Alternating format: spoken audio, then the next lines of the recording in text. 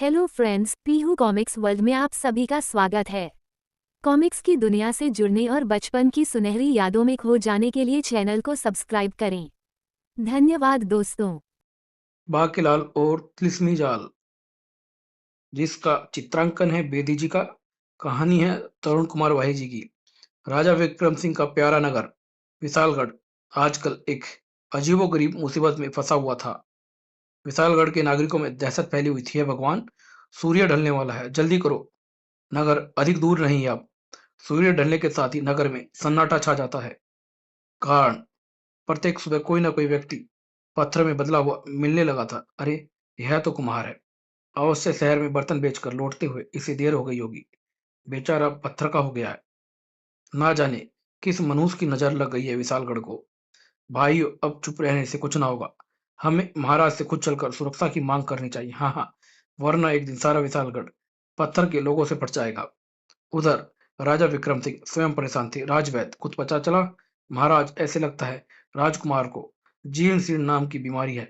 इस बीमारी में शरीर के अंदर के भाग सुन्न हो जाते हैं और शरीर बेजान सा हो जाता है।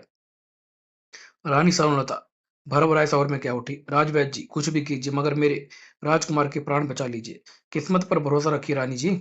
कुछ देर बाद, महाराज, इस बीमारी के दो उपचार है। दो उपचार? जल्दी से हमें बताइए राजवैद्य जी, वह उपचार क्या है?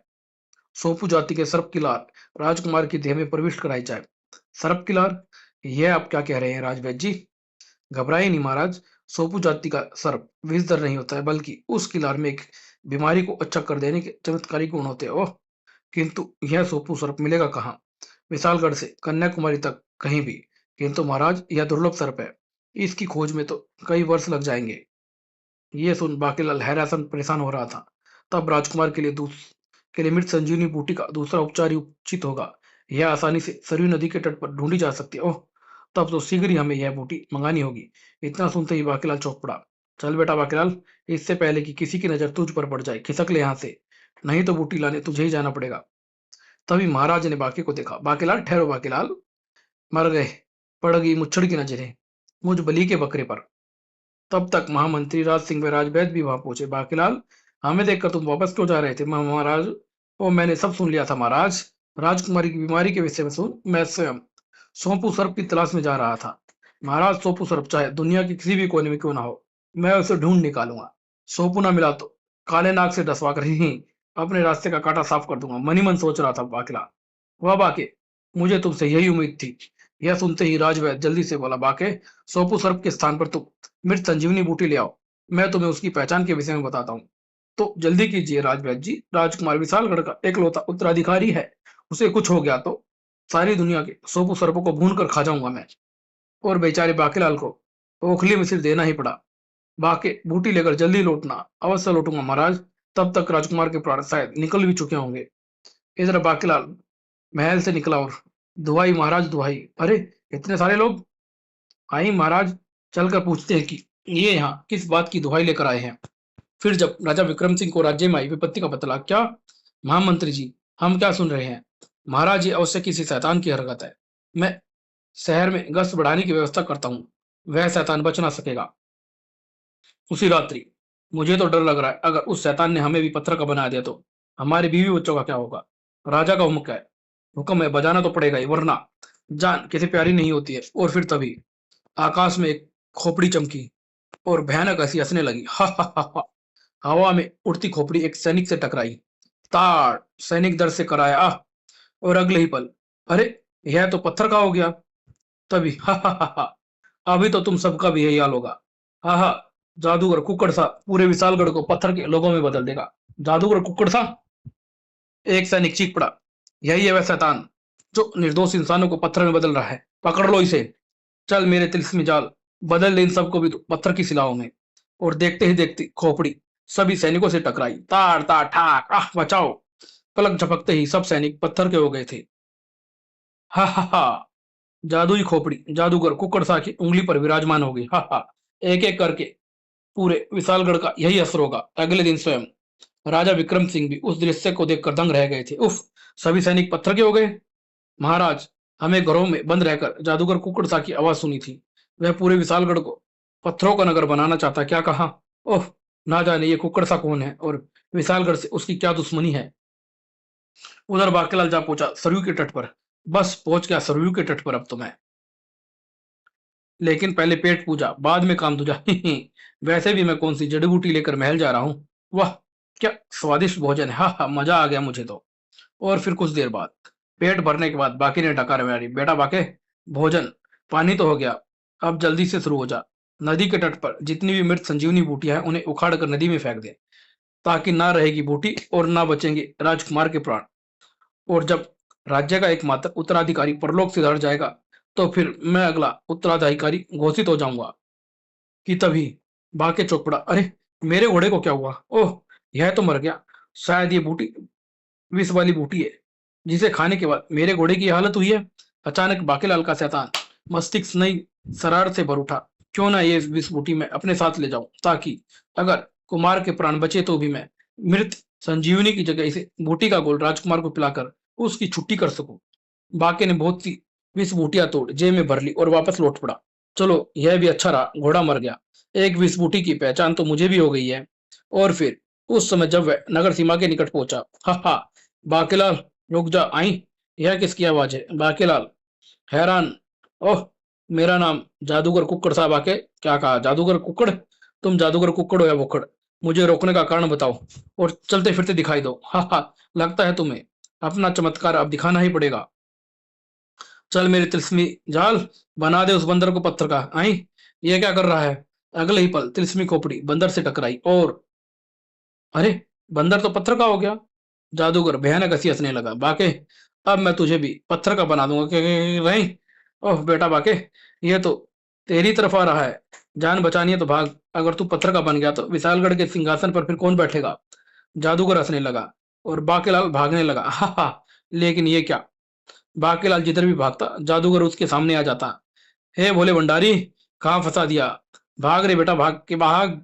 आहा, यहाँ भी शैतान, बचाओ सैनिकों बचाओ। जादूगर को करसाने अपना खोपड़ी वाला हाथ आगे बढ़ाए। हैं, दूर करो इससे। हाँ हाँ, कब तक भागेगा बच्चे। बच्चे, तुझे पत्थर का बनाकर ही छोड़ूंगा। हैं, मैंने बहुतों का पत्थर का बनाया है, तुझे भी बनाकर छोड़ूंगी चोटी वाले। बाकीलाल उछल कर भागा, जादूगर कुक्कड़ उसके पीछे। बचाओ बचाओ, तेरे मेरे हाथों से तुझे कौन बचाएगा रे बाके, बचाओ। शीघ्र ही भागते भागते बाकेलाल की सांस धोखनी की तरह चलने लगी। बाकेलाल हाफने लगा और अगले ही पल बाकेलाल धड़ाम से नीचे गिरा। बाग के कटे वृक्ष का गिरा और जैसे ही उसकी आंखें खुली, शायद वह शैतान चला गया है। चलो अच्छा हुआ, वरना कमबख्त मेरे हाथों मारा जाता। लेकिन तभी, अरे, मेरे बारे में तुम्हारा क्या ख्याल है बाकेलाल। इतना देखते ही बाकेलाल हैरान, इससे पहले कि बाकेलाल फिर से दौड़ पाता। बस बाके, बहुत भाग लिया। अब अगर तुम्हें भागने की चेष्टा की तो मैं अपने तिलिस्मी जाल को तुम्हारे पत्थर का बनाने का आदेश दे दूंगा। जादूगर भाई, अगर तुम मुझे पत्थर का बनाना चाहते हो तो कब का बना चुके होते अवश्य। तुम्हारा कोई कार्य मुझसे अटका हुआ है। तुमने ठीक कहा बाकीलाल, मुझे सचमुच तुम्हारी मदद की आवश्यकता है। अगर तुमने मेरी मदद ना की तो मैं तुम्हें छोड़ूंगा नहीं, पत्थर का बना दूंगा। ओह, तो मेरा सोचना ठीक निकला। बाके, मुझे काली गुफा का चिराग चाहिए। काली गुफा का चिराग? अगर मुझे वह जादुई चिराग मिल जाए तो मेरी शक्तियां कई गुना बढ़ जाएंगी। अपने दुश्मनों को पत्थर में बदलने के लिए मुझे इस प्रकार दर दर भटकना ही पड़ेगा। लेकिन भुक्कड़ साहब, मेरा मतलब कुक्कड़ साहब, तुम इतने बड़े जादूगर हो, इतने मामूली से काम के लिए तुम्हें मेरी जरूरत क्यों पड़ी। इसका भी एक कारण है। उस गुफा में केवल कोई पुण्य आत्मा व्यक्ति ही घुस सकता है। मैंने भीतर घुसने की चेष्टा की तो मारा जाऊंगा मैं। ओह, तब तो तुम गलत आदमी से टकरा बैठे हो भुक्कड़। मेरा मतलब कुक्कड़ सा, क्योंकि मैं तो इस दुनिया का सबसे बड़ा पापी हूँ। मेरे पापों की सजा के लिए तो भगवान एक और नगर बनवा कर ही रहेगा। बाकीलाल हंसने लगा। मुझे अपने जाल में फंसाने की चेष्टा मत करो बाकीलाल, नहीं तो पत्थर का बना दूंगा मैं तुम्हें। मैं जानता हूं तुमने लोगों की भलाई के अनेक कार्य किए हैं। एक बार तो इंद्र का सिंहासन भी बचाया है तुमने। यह जानने के लिए पढ़े स्वर्ग की मुसीबत। बाकीलाल, तुमसे बड़ा पुण्यात्मा व्यक्ति और कोई नहीं हो सकता है, इसलिए मेरा यह कार्य तुम्हें ही करना होगा। बाकीलाल मन ही मन सोचने लगा, अब तो मरा बेटा बाके। ए मेरे जादुई जाल, बाकीलाल को बंदी बना और काली गुफा ले चल। दूसरे ही पल बाकीलाल तिलस्मी जाल में फंस चुका था। ओह, अब तो मरा मैं। हाय, ये मेरी क्या हालत बना दी है तूने कमबख्त। अब तुम्हें इस कैद से छुटकारा काली गुफा पहुंचकर ही मिलेगा। और फिर यह खुला मेरा जादू और ये गया चोटी वाला जमीन पर। हा हा, आए आए मेरी कमार, बाकीलाल, वह रही काली गुफा। जल्दी से इसमें घुस जाओ और जादुई चुराग लाकर मेरे हवाले करो। अच्छा जादूगर भाई, तुम्हारा कहना है, मैं कैसे टाल सकता हूँ? ओह, इसमें तो बहुत अंधेरा है, भीतर जाते ही उजाला हो जाएगा। जादूगर ने बाकीलाल के पिछवाड़े पर एक लात मारी। बाकीलाल फिसलता हुआ एक स्थान पर जाकर रुका। आय, आ मरा। वो पत्थर से टकराया। बाकीलाल अपनी किस्मत को कोसता हुआ खड़ा होकर आगे बढ़ा। यह गुफा तो बहुत लंबी जान पड़ती है। पता नहीं वह जादुई चिराग कहाँ पड़ा होगा। तभी बाकीलाल के ऊपर कोई चीज आकर गिरी। आई, यह क्या? आ गिरा मुझ पर सांप। आई, इस बंदे को तो फेंकने की भी तमीज नहीं है। अभी मजा चकाता हूँ। बाप रे बाप, ये तो मेरी तरफ ही आ रहा है। भाग ले बेटा बेचारे, बचकर कहाँ जाएगा बच्चू। ये गुफा तो आगे से बंद है। सांप हंसने लगा। आह, अब मुझे दुड़की हो लेना चाहिए। इसके लिए इतना ही सबक काफी। आह, मजा आ गया। सामने एक पत्थर पर चिराग रखा था। बाकीलाल पत्थर से टकराया और चिराग से जा टकराया। आह, सामने निगाह पड़ते ही बाकीलाल खुश। बाकीलाल ने झपट कर चिराग उठा लिया। वाह, बन गया काम। सांप की बात वह चिराग मिलते ही भूल गया। इसे घिसकर देखता हूँ, कहीं ये अलादीन वाला जिन तो चिराग नहीं है। अगर इससे जिन निकल जाए तो उस जादूगर को मैं सबक सिखाऊंगा। लेकिन काफी देर तक घिसते रहने के बाद भी जब चिराग से जिन ना निकला, अब ना जाने ये कैसा जादुई चिराग है। कमबख्त, जिन निकलता ही नहीं है। ठीक उसी क्षण बाकी की आंखें हरकत से फैल गई। अरे, उधर तो कोई गुप्त द्वार है। बाकी ने चिराग जेब के हवाले किया। ओह, यह कब बना? यह तब बना होगा जब मैं गिरा था, जरूर उस चिराग वाले स्थान के आसपास से ही इस द्वार को खोलने की व्यवस्था है। मगर यह द्वार खुलकर कहाँ जा रहा है, देखता हूँ। दूसरी तरफ का दृश्य देखते ही बाकीलाल आश्चर्य से उछल पड़ा। राजकुमार का कक्ष, वो मारा पापड़ वाले को। बाकीलाल का शरारती दिमाग यह काया कि कुल बुलाने लगा। बेटा बाके, सुनहरी मौका है, हटा दे अपने रास्ते के कांटे को। उसके बाद तू ही राज्य का उत्तराधिकारी होगा। वाह, इसे काली गुफा में छोड़ दूंगा, वहां इसका काम तमाम हो जाएगा। मेरे ऊपर किसी को शक भी नहीं होगा, क्योंकि मैं तो जड़ी बूटी लेने गया हूँ। वाह, इस जादुई चुराग ने तो मेरा काम ही बना दिया। लेकिन तभी महाराज और रानी कक्ष में प्रवेश करते हैं और बाकीलाल को देखकर हैरान। यह दृश्य देखते ही रानी चीख पड़ी, महाराज, यह बाकीलाल मेरे लाल को कहां कर उठा ले गया। किंतु बाकीलाल तो मृत संजीवनी लेने गया था महाराज। मुझे तो इसमें किसी षड्यंत्र की बू आ रही है। बाकीलाल को गुप्त द्वार का पता कैसे चला? वह कुमार को कहाँ ले गया है? सोचने का समय नहीं है महाराज। यह बताइए कि इस द्वार को कहां से खोला जा सकता है। ओह, राजा विक्रम सिंह ने एक कल दबाई तो गुप्त द्वार अपने आप खुल गया। आइए महाराज, जल्दी कीजिए। ओह मेरा लाल, मैं मसाल लेकर आता हूँ। इधर बाकीलाल तेजी से गुफा के संकरे मुंह की ओर बढ़ रहा था। हा हा, अब यह कांटा हमेशा के लिए मेरे रास्ते से निकल जाएगा। अब मैं बनूंगा अगला राजा। आह, मरा, मैं मर गया। बाकीलाल का पैर एक सांप पर पड़ा। उही, यह तो वही है। पिछली बार मैंने इसे नहीं डसा, लेकिन इसे डसे बिना अब नहीं छोड़ूंगा मैं। सांप पुकारता हुआ बाकी की तरफ लपका। राजकुमार को यहीं शिला पर लिटा देता हूँ, वह सांप इसे देखेगा तो जरूर काट लेगा। हिस हिस की आवाज सुन बाकीलाल उछल पड़ा। अरे बाप रे बाप, यह सांप तो इधर ही आ रहा है। बाकीलाल सांप के सामने से हटा। बच बेटा बाके। और सांप ने जाकर राजकुमार को डसा। बाके सिर पर पांव रखकर भागा। डुलवा गुफा के मुंह की ओर बढ़ता चला गया। शाबाश बाके, जल्दी से ऊपर आ जाओ। जल्दी से बाहर निकलो, वरना वह सांप मुझे डसे बिना नहीं छोड़ेगा। मुझे बाहर खींचो जादूगर। जबकि अंदर, उफ, यहाँ तो काफी फिसलन है। कमबख्त, बच निकला मेरे हाथों। लेकिन जाएगा कहाँ? उसका बच्चा तो इसी गुफा में है। इसे लेने में आएगा और तभी एक बार तो उसे डस ही लूंगा मैं। जबकि उधर राजा विक्रम सिंह इत्यादि के मुंह से एक भयानक दृश्य देखते ही चीख निकली। महामंत्री जी साहब, मेरा लाल। ओह, मेरा लाल। सांप हैरान। महामंत्री धर्म सिंह तलवार ले सांप की तरफ झपटे ही थे कि एकाएक राजवैद्य चीख पड़े, ठहरिए महाराज, यह तो सोपू सांप है। क्या कहा? सोपू सांप? भाग ले बेटा सोपू, ये तो तेरा भोपू बजा देंगे अब। जाता कहाँ है रे बेटा? आई, अब क्या मुसीबत आ पड़ी है? रानी सरुलता ने झपट कर राजकुमार को उठा लिया। आए महाराज, सांप ने तो इसे डस लिया है। वाह, यह तो और भी अच्छी बात है। अब फिक्र की कोई बात नहीं है। सोपू सांप की लाल राजकुमार की देह में प्रविष्ट हो चुकी है महाराज। खतरा टल चुका है। क्या सच? मेरा लाल, जाओ सोपू, तुमने तो हमारी भावी प्रजा के प्राणों की रक्षा की है। भाग ले बेटा सोपू, आज तो बच गया तुम। यह सब बाकी के कारण हुआ है। अवश्य उसे पता था सोपू सांप यहाँ उपस्थित है, इसलिए उसने राजकुमार को सैन कक्ष से उठा यहाँ रख छोड़ा ताकि सोपू सांप इसे ढक सके। ऐसा ही लगता है महाराज, किंतु बाकीलाल गया कहाँ है? तभी महाराज विक्रम सिंह सोच उछल पड़ा। अरे, कहीं वह चिराग। उफ, क्या हुआ महाराज? आप रानी जी को लेकर सैन कक्ष में जाए राजवैद्य, और मेरे साथ आओ। जल्दी आओ महामंत्री जी। उसी समय बाहर बाकीलाल, लाओ चिराग मेरे हवाले कर दो। पीछे से महाराज ये देख हैरान था। यह दृश्य देख रहे राजा विक्रम सिंह चिल्ला उठे, नहीं बाकीलाल, चिराग उसे मत देना। अरे महाराज विक्रम सिंह, क्या राजा विक्रम सिंह? राजा विक्रम सिंह को देख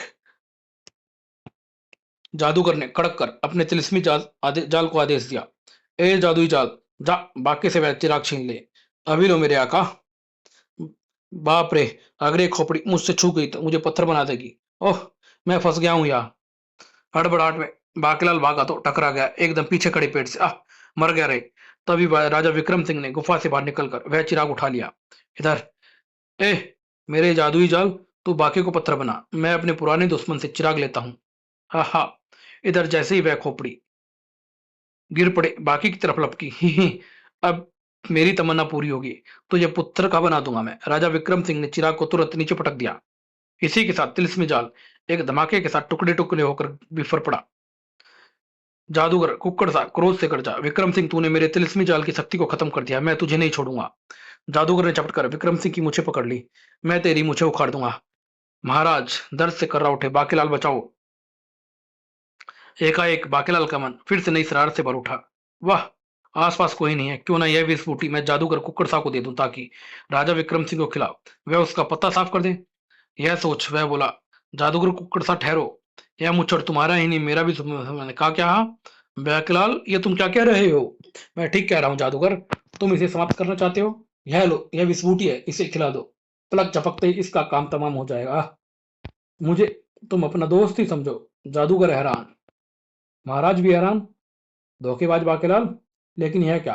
जादूगर ठठाका लगा उठा, हाँ बाकीलाल, तुम मुझे मूर्ख समझते हो? मैं उतना मूर्ख नहीं जितना तुम देखते हो मुझे। मैं जानता हूं तुम मृत संजीवनी की तलाश में महल से निकले थे। हा हा, ये विस्फोटी नहीं, मृत संजीवनी बूटी है जिसे विक्रम सिंह को खिला तुम उसे अमर करना चाहते हो। हा हा, किंतु यह बूटी अब मैं खाऊंगा। और विस्फोटी खाते ही जादूगर पीछे गिरा। ओह बेड़ा गर्क, जादूगर विस्फोटी खाकर मर गया तो क्या हुआ? अभी भी एक मौका और है मेरे पास। मैं राजा विक्रम सिंह का टैटुआ दबा लाश जंगल में फेंक देता हूँ। अभी बाकीलाल सोच ही रहा था, तभी महामंत्री सैनिकों के साथ वहां पहुंचा। आए बाकीलाल, अगर तुम ना होते तो आज जादूगर भीमा मुझे जिंदा ना छोड़ता, लेकिन बाकी यह सचमुच विष बूटी है। अगर जादूगर मुझे खिला देता तो नहीं, नहीं महाराज, मैं जानता था जादूगर यह बूटी अमर होने के लालच में खुद ही खाएगा। और फिर तो महाराज आपके लिए एक नहीं दो दो खुशखबरियां हैं। पहली है कि राजकुमार गुफा में सोपू सांप की लार से अच्छे हो गए। दूसरी है कि शहर में जितने भी लोग जादूगर द्वारा पत्थर के बना दिए गए थे, जादू टूटते ही सब ठीक हो गए हैं। और यह सब हुआ है मेरे बाके के कारण। अगर बाकीलाल राजकुमार को गुफा में उठा कर ना लाता तो बाके, तुम्हें कैसे पता चला कि गुफा में सोपू सांप है? चल बेटा बाके, टूटी योजना की टांग, अब अपनी जान बचा। महाराज दरअसल ये सांप तो मुझे राह में ही दिखाई पड़ गया था, तभी शिव की भविष्यवाणी हुई कि बाकी यही सोपू सांप है। अब आप तो जानते हैं शिव जी की मेरे ऊपर कितनी कृपा है। बस मैं सांप को ले लौट ही रहा था कि देखा यह कमबख्त जादूगर बूढ़े के भेष में इस गुफा के पास चहलकदमी कर रहा था। मुझे देखते ही वह मुझसे कहने लगा, बेटा मेरा चिराग इस गुफा में गिर गया है। वह चिराग मेरे बाप की अंतिम निशानी है बेटा। आप फिक्र ना करें बाबा, मैं अभी गुफा में जाकर चिराग लेता हूँ। मुझे भी इस गुफा के रास्ते ही कुमार के कक्ष में जाना था। दरअसल शंकर भगवान ने मुझे यह रास्ता सुझाया था ताकि मैं चुपके से कुमार को ले जाकर ठीक करके आपको हैरान कर दूं। फिर बच्चे को सोपू सांप के निकट छोड़ मैं बाहर आया तो बूढ़ा जादूगर के भेष में आ गया। हाँ हाँ, मैं जादूगर कुक्कड़ सा हूं। ला वह चिराग मुझे दे बाकीलाल। बाकीलाल अपनी बात समाप्त की तो विक्रम सिंह बोले, ओह, उसने गुफा में चिराग लेने के लिए तुम्हें इसलिए कहा बाकी, क्योंकि अगर वह स्वयं भीतर जाता तो राजगुरु के श्राप के कारण मारा जाता। ओह, ऐसा क्यों महाराज? बाकी पूरी कहानी तो मैं तुम्हें फिर कभी बताऊंगा। अभी जान लो कि जादूगर भीमा ने पहले ही एक बार राज्य में उत्पात मचाया था।